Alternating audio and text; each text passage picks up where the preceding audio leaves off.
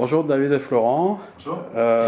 On est dans vos studios, Color Sound, pour parler un petit peu des produits Better Maker. Tout à fait. Si vous voulez bien avoir la gentillesse de vous présenter, de nous expliquer un petit peu l'activité de Color Sound. Le début. Absolument. Nos apprentissages chez Topmaster. On a appris le métier avec André Périlla pendant 5 à 6 ans, Florent et moi-même. Après, À partir de 2003, on a commencé là-bas. Donc ça fait quelques années qu'on fait du mastering. Et on s'est installé ici en 2008, je crois. 2008, oui. Et ça fait 9 ans qu'on y est, presque. Et l'activité principale de Color Sound, c'est quoi donc? Essentiellement du mastering. On est amené à faire quand même du mix pour certaines musiques, mais le gros de l'activité c'est le mastering. Voilà, avec une spécialité qui est le mastering en stem analogique, qui consiste à séparer du coup, comme le nom l'indique, les stems, mais tout en analogique, et de repasser dans du matériel avec un sommateur, tout ça, des convertisseurs, et d'obtenir un grain différent de ce qu'on peut avoir avec un mastering classique en termes de défauts sur des mix, rattraper des choses surtout, et puis avoir des petits suppléments en termes de couleur de son, le fait de passer sur des pistes séparées, de pouvoir mettre la basse toute seule, le kick, les choses comme ça sur des bécanes complètement différentes. On arrive un petit peu à gommer entre guillemets le grain des ordinateurs, où on arrive à donner autre chose aussi. C'est voilà, le meilleur des deux mondes. On essaye de marier. C'est pour ça que quand on a connu Better Maker via Floating Point Audio, qui nous a présenté ça, on a été avec Florent très, très motivé parce qu'on aime vraiment dire cette phrase, le meilleur des deux mondes. Les plugs, il y a des trucs super, voilà, il y a vraiment des choses bien. Et le côté plug en général, on l'utilise beaucoup pour nettoyer, pour cleaner, pour faire des choses chirurgicales, pour pouvoir nous sauver des fois de certains problèmes. Et puis l'analogique, évidemment, c'est plutôt l'inverse, on l'utilise pour donner des couleurs, pour donner de la richesse harmonique, donner du vernis, du joli.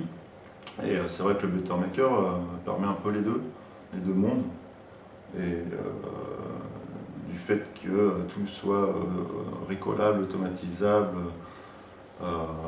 ça permet de faire des choses chirurgicales et en même temps d'apporter une belle couleur, du sucré comme on dit. Donc la marque Better Maker, vous l'avez connue comment? Et qu'est-ce qui vous a intéressé à le tester au départ?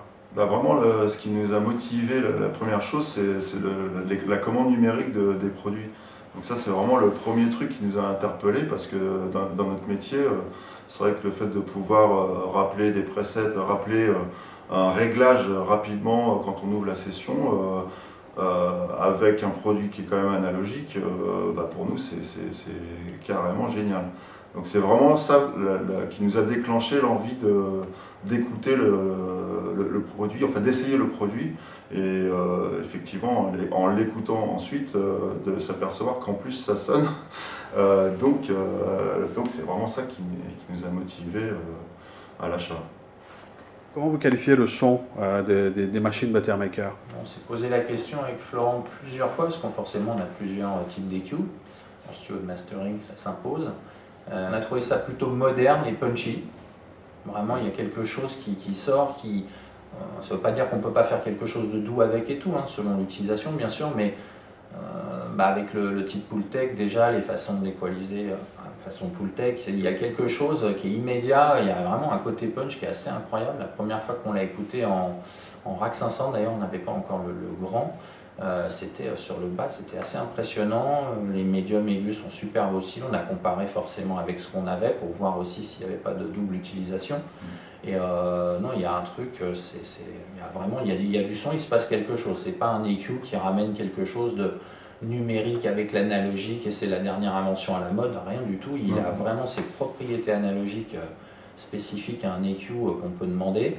Plus ce qu'a décrit Florent, cette capacité à faire des recalls, des presets si tu as envie, tout le plaisir, la facilité du plugin numérique, puisque c'est relié donc via un câble USB avec une interface en plug qui est fidèle au graphisme de l'EQ.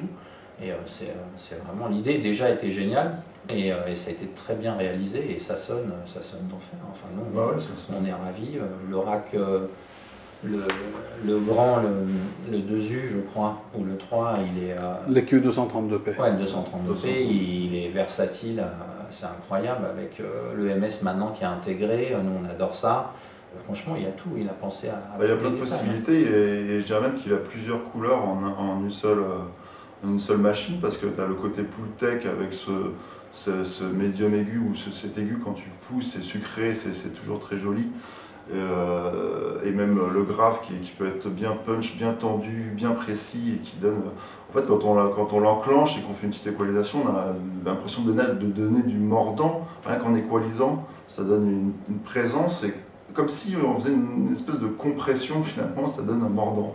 Donc c'est très très impressionnant, parce que des fois, quand on le bypass, on a l'impression de faire presque un mastering avec juste cet EQ, on a l'impression de faire un mastering à lui tout seul, quoi. Yeah.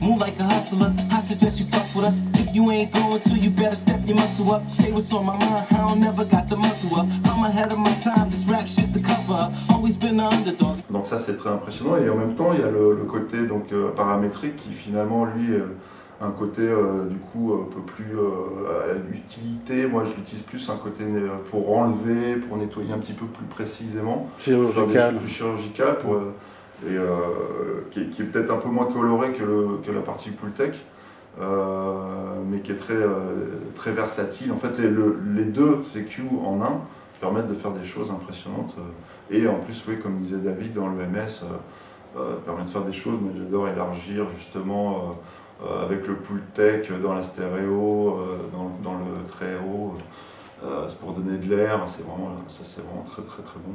Et il y a aussi le coupe bas qui est présent aussi, qui est en 24 dB par octave, donc qui permet aussi de donner ce côté un peu mordant par rapport à des équaliseurs. Le fait de couper avec une pente comme ça donne un bas qui est plus précis, qui ressort finalement mieux.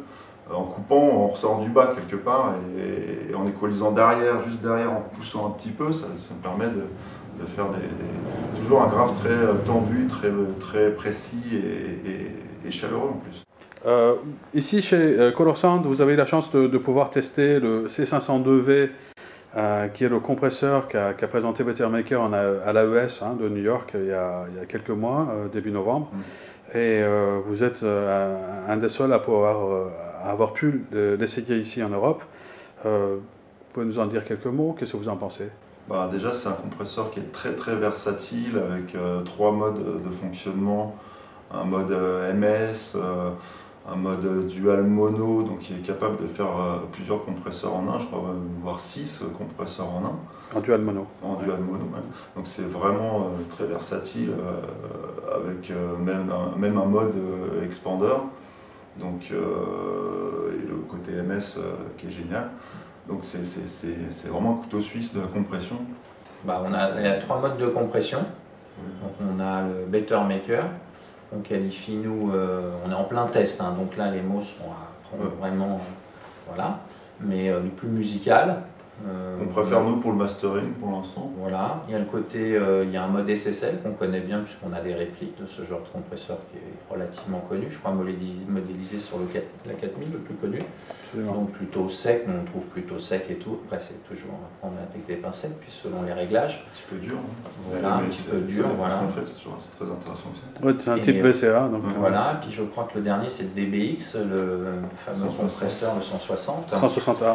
Mais voilà, ça a l'air de vraiment, en tout cas c'est intéressant de pouvoir switcher comme ça, ils ont toutes leurs particularités, c'est bien, on le sent bien. Ça tient dans un bloc à 500, c'est assez impressionnant, c'est vraiment le couteau suisse, je crois qu'on ne peut pas mieux le définir que ça.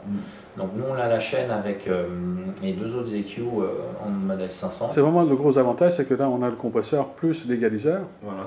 Et 2 en l'occurrence. Voilà, donc un Pultec et un paramétrique, stéréo. la chaîne stéréo avec tous ces traitements automatisables à 100%. Donc c'est vrai que nous, avec les plugins, si on a besoin de faire une retouche sur un mastering, on réouvre la session et hop, on a toute notre chaîne analogique qui est recollée, qui est rappelée, et on fait notre retouche et on retourne et on gagne un temps de fou. Il y a une chose aussi importante à rappeler, c'est que en analogique, le timing n'est pas toujours ça, on ne peut pas toujours être sur le bon timing. Donc là, l'avantage de pouvoir écrire l'automation, c'est de pouvoir revenir dessus et l'ajuster avec la souris vraiment au timing très précisément. Oui, ça, c'est quand même un avantage énorme. Et puis surtout aussi que le fait on n'a que 2 mains, hein, normalement, si on est constitué normalement. Donc là, sur des machines comme ça, on peut, grâce aux automations, activer plus que 2 paramètres en simultané. Exactement. Ce qui est quand même un énorme avantage aussi en analogique, ce qu'on ne connaissait pas jusqu'à maintenant. Il y a aussi un avantage que je trouve certain, c'est le fait de pouvoir l'avoir en plugin, finalement, de pouvoir bypasser toute ta chaîne en étant finalement en face de tes enceintes, dans le champ, et non pas sur ton rack. Le fait de pouvoir bypasser de cette façon-là, c'est quand même très très pratique.